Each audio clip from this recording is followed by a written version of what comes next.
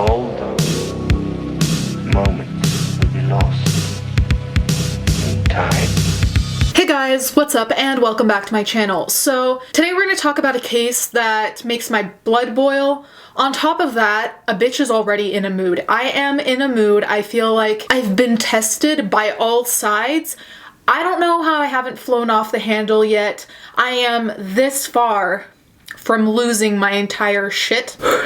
That being said, if today I seem more aggressive than usual, you're right. Also, they're doing construction work on and off in my apartment complex. I'm apologetic, I'm sorry. South Carolina boss gets 10 years for cruel enslavement of handicapped black worker. Can you tell why I'm gonna get really pissed off here? Cafeteria manager Bobby Paul Edwards allegedly worked John Christopher Smith, who suffers from cognitive disabilities, like a slave, called him the N-word, and burned him with hot grease to keep him in line. I think I speak for a majority when I say lock him up and throw away the fucking key. Lock up fucking, what's his name? Bobby. People called Robert, I don't know if it's because my dad is a deadbeat also called Robert, but I don't trust people called Robert. A South Carolina cafeteria manager was sentenced to 10 years in prison for forcing a mentally handicapped black man to work back-breaking and unpaid 18-hour shifts for roughly half a decade. Bobby Paul Edwards, 54, pleaded guilty in June to one count of forced labor for coercing John Christopher Smith, an African-American employee with cognitive disabilities, to work approximately 120 hours a week without pay, according to the U.S. Department of Justice. I cannot stress my absolute disgust of people who, first of all, take advantage of people with disabilities because he had cognitive disabilities, but second of all, who have a racist intent on top of that. Like, there are two of the most disgusting things: being a racist and taking advantage of someone who has disabilities. Taking advantage of anyone, but especially someone with disabilities. The rage, the absolute rage, because it's two of the most disgusting types of crimes put together, making the human, what's worse than garbage? Edwards, the manager of J&J Cafeteria in Conway, about 15 miles northwest of Myrtle Beach, was also ordered to pay $272,952 in restitution to Smith. Is it just me, or does that seem like not that much considering the crime? I don't know, I just would have assumed he'd get far more. Between 2009 and 14, Smith endured a litany of beatings and psychological abuse while working back-breaking 18-hour shifts at the South Carolina cafeteria that he wasn't paid for, authorities said. So this is just straight up slavery. Like, that's the bottom line of all of this. Open and shut case. You're taking advantage of someone, you're making them work crazy hours, and you're not paying them. For stealing his victim's freedom and wages, Mr. Edwards has earned every day of his sentence, U.S. Attorney for District of South Carolina Sherry A. Liddon said in a statement. The U.S. Attorney's Office will not tolerate forced or exploitative labor in South Carolina, and we are grateful to the watchful citizen and our partners in law enforcement who put a stop to this particularly cruel violence. The disabled man, who had worked at the restaurant for 23 years, was clobbered by Edwards with his butcher knives, frying pans, spatulas, and belt buckles. In one instance, he also had scalding grease applied to his neck, according to a criminal complaint obtained by Oxygen.com. Edwards also subjected Smith to racist tirades, frequently calling him the N-word. I genuinely don't know what to say, because this is so obviously disgusting, this is so obviously racist, this is so obviously abusive, that I just have no words. There's an Italian saying that my aunt and I use, that it's non ho parole solo insulti, which is like, I don't have words, only insults, and I think that pretty much encapsulates my current feeling, aside from the rage. It is almost inconceivable that instances of forced labor endure in this country to this day, a century and a half after the Emancipation Proclamation, said Assistant Attorney General Eric Dryband of the Civil Rights Division. Social services were called to J&J Cafeteria on October 10, 2014, after a concerned person reported Smith's abuse. Authorities learned Smith had worked at the cafeteria for more than 2 decades. The abuse supposedly began 5 years prior when Edward took over as manager of the place. Police said Smith worked from the time the cafeteria opened at 6 a.m. every day until it closed and cleaning was completed, usually any time between 12:30 and 1:30 a.m. Honestly, I can't imagine the mental health consequences. Nobody would be okay in this situation. Nobody would be okay barely having any time off. Like, if you finished at 1:30 and had to be there at 6, That's not much time to sleep, shower, eat, do anything. And aside from that, it's like, how do you go in every day to a place where someone is being abusive towards you? Like, that would make anyone, at least if it were me, I would want to fucking die. That's horrendous. So I hope that Smith can get all the help he needs, whether it's therapy, whatever can help, because that I can't even imagine. Smith worked these grueling hours at least 6 days each week, the criminal complaint stated. On Sundays, Smith typically put in 11 hours at the cafeteria. He was not given any breaks or days off, nor was he extended any health care or retirement benefits, police said.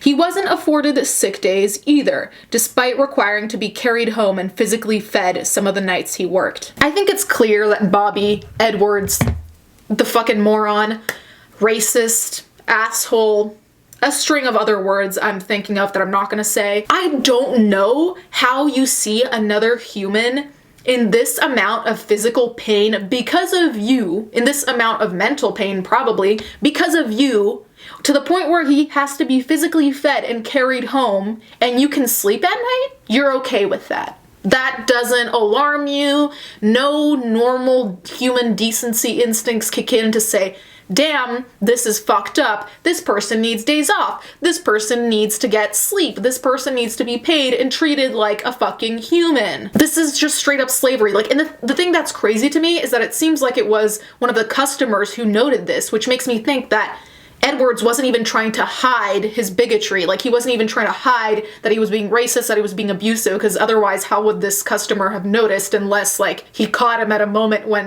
he was saying the N-word or something. But to me, it seems like this guy is pretty brazen in his shitty-ass beliefs. Smith routinely feared for his life each time he arrived at work. Edwards, who pummeled Smith with his fists and common kitchen utensils, once threatened to stomp Smith's throat. Another time, Edwards told Smith he would beat the brains out of his head to the point that people would not recognize him. The attacks, he told detectives, would occur out of sight of other restaurant staff, typically in the freezer, cold locker, or restaurant's back office. Afterwards, the man would be forced to return to work. Edwards even once tortured Smith with boiling grease, scarring his neck. Edwards burned Smith by putting tongs into hot frying grease and then touching those hot tongs to Smith's neck and exposed skin, according to the criminal complaint. The violent encounters were often accompanied by racial slurs. Edwards, investigators said, repeatedly and habitually called Smith the N-word. Owner's brother, Ernest Edwards, was supposedly aware of the abuse and didn't do anything to stop it, according to law enforcement. How is this guy not getting life in prison? So everything he's done is a red flag, but aside what he did specifically to Smith, who would feel comfortable letting a man back into society after 10 years in jail, if he even does those 10 years? Who would feel comfortable with someone who is this detached from what reality, human decency? I would not want this man out anywhere, let alone any place that has a black population, because clearly there's a hatred for black people. I don't know about other races, but using the N-word, treating Smith like a slave, abusing him physically, threatening him. How does that only get 10 years? Like, do you think that after these 10 years, he's magically gonna come out and what? Be accepting of all people, be a decent human, do charity work out of his own good heart? Bitch, no, I'm sorry. This is crap. This is crap. I know.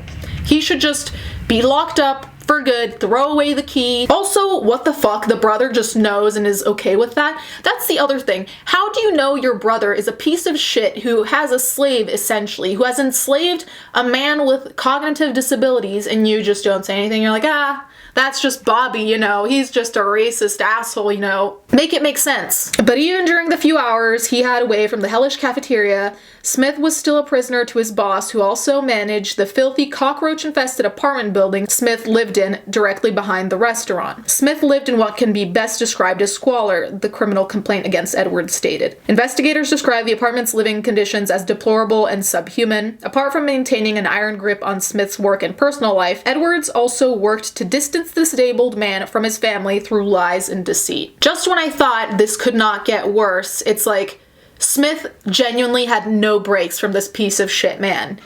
Goes home, still has to deal with Edwards. Is at work, still has to deal with Edwards. The fact that Edwards wanted to distance Smith from his family to me says that Edwards is entirely aware of how fucked up what he's doing is, and he wants to, minimize the probability that Smith will tell his family what's going on, or that his family will see that he has like the burn on his neck or whatever other marks of physical abuse. But this story just keeps getting worse. It's one of those stories where you think, okay, it can't get worse than this, can it? And then it does. Authorities learned that Edwards told Smith he had opened a separate bank account in his name where $30,000 in earnings had been deposited. Smith told investigators he was never given access to the alleged account. "We were very relieved to see Mr. Edwards finally having to answer for his atrocious acts," David Ayler, Smith's lawyer, told Oxygen.com. "Justice was served this week, and we appreciate all those that dedicated time and efforts to put him away for a substantial amount of time. His behavior and treatment of our client over an extended amount of time was inexcusable and inhumane. In a state where slavery once flourished, the case's optics were unnerving. Mr. Edwards' horrible behavior goes beyond the location as well as the race of our client," he added. "What he did is scary and would be inexcusable anywhere to anyone within the United States." Ayler said his client is still recovering from the trauma of working at Edwards' cafeteria. "Our client is doing well and moving on with his life day by day in an attempt to put the tragedies that occurred to him for so long behind him." I'm glad that Edwards is going to prison, but I don't think 10 years makes sense considering the nature of these crimes. First of all, I would categorize them as hate crimes because the consistent and habitual using of the N-word doesn't bode well. So I definitely think there's a racist intent here. So it is a hate crime in my point of view. So we have hate crime. Then we have, I don't know if he did it specifically because Smith was disabled, but that's also another layer of this crime that makes it extremely fucked up. Then there's the fraudulent nature of not even paying him for all these hours he's working there. And then there's trying to separate him from his family and like the mental abuse that, is a consequence of separating someone from their family or people close to them. All these things to me would add up to more than 10 years because the damage he's done, I can't imagine. So as much as I'm glad he's going behind bars, I don't think this time fits the crime. I think double would still probably not be enough. What do you guys think? How long do you think Edwards should get in jail? Let me know in the comments down below. Thank you guys so much for watching. Thank you to my patrons as always. Anyway, let's get right into the fan art.